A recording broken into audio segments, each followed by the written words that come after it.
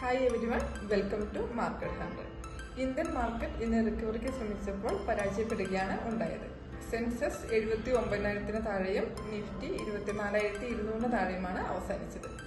Bank Nifty 50,000 താഴെ നിന്ന് 49,000 താഴെ അവസാനിച്ചു.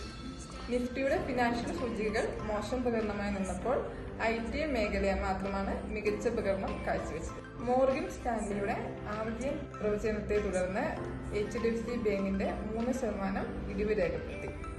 മികച്ച Q1 റിസൾട്ട് ഉണ്ടായിട്ടും ഇൻഡിഗോ മോശം പ്രകടനം കാഴ്ചവെച്ചു. എത്തനോൾ വില വർദ്ധിക്കും എന്ന വാർത്തയെ തുടർന്ന് ഷുഗർ സെക്ടർ വില ഉയർന്നു. RVNL ഇന്നും 2% ഉയർച്ച രേഖപ്പെടുത്തി. റിസൾട്ട് മോശമായതിനാൽ IRTC 2% ഉയർന്നു.